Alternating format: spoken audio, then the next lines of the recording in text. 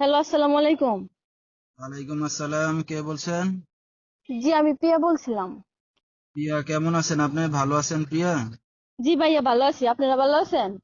আলহামদুলিল্লাহ, অনেক ভালো আছি। প্রিয়া, কোথা থেকে বলতেছেন? আপনার দেশের বাড়ি কোথায় প্রিয়া? জি, আমার দেশের বাড়ি হয়েছে বরিশাল ভোলা। কোন জায়গা থাকেন এখন আপনি বর্তমানে প্রিয়া? আমি বর্তমানে থাকি মানিকগঞ্জ। আচ্ছা, কে কে আছে প্রিয়ার ফ্যামিলিতে বর্তমানে?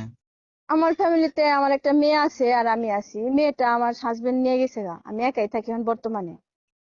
আচ্ছা, তো আপনার হাজবেন্ড কি করে? আশেপাশে না থাকে না? না না, আমার হাজবেন্ডের সাথে আমার ডিভোর্স হয়ে গেছে। আমার একটা বাচ্চা আছে, সে নিয়ে বাচ্চাটা নিয়ে গেছে গা। আচ্ছা, স্বামী ছাড়া কতদিন আছেন আপনি?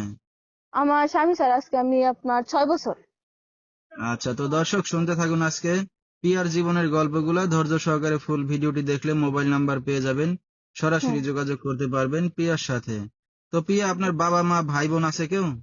জি না, আমার বাবা মা ভাই বোন নাই, আমার একটা খালু আছে।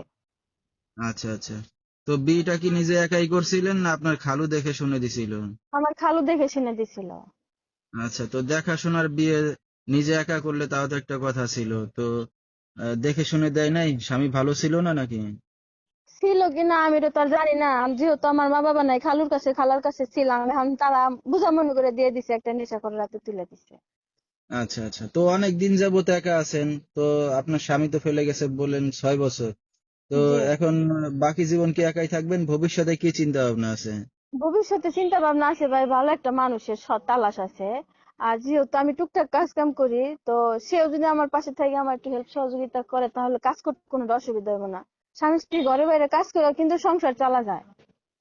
আচ্ছা আচ্ছা, তো এখন কেমন মানুষ চাচ্ছেন বিয়ে শাদী করতে আবার?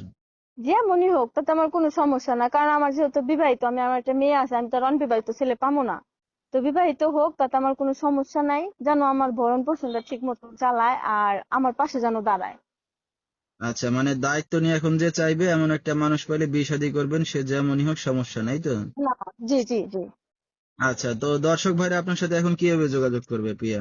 আমার ফোনের মাধ্যমে আমার সাথে যোগাযোগ করবে। নাম্বারটা বলতে পারবেন আপনি? না, আপনি একটু কষ্ট করে কয়ে দেন।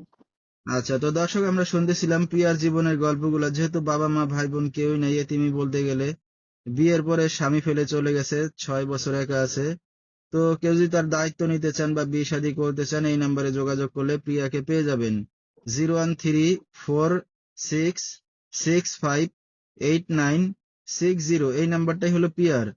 তো প্রিয়া, এই যে আপনি আবার বিয়ে শাদী করতে যাচ্ছেন, তো আপনার গার্জিয়ান তো বললেন খালু, তো এখন কি আপনি একাই থাকেন না খালুর বাসায় থাকেন? না না, আমি একাই থাকি। রাত বেরাত্রে অনেক দর্শক আপনাকে ফোন দেবে, কোনো সমস্যা হবে আপনার? না না, আমার কোনো সমস্যা হবে না। আচ্ছা, তো দর্শক বিস্তারিত জানতে সরাসরি ফোন করবেন, ভিডিওর স্ক্রিনে নাম্বারটা পেয়ে যাবেন। আজকের মতো এখানেই শেষ করছি। আল্লাহ হাফেজ।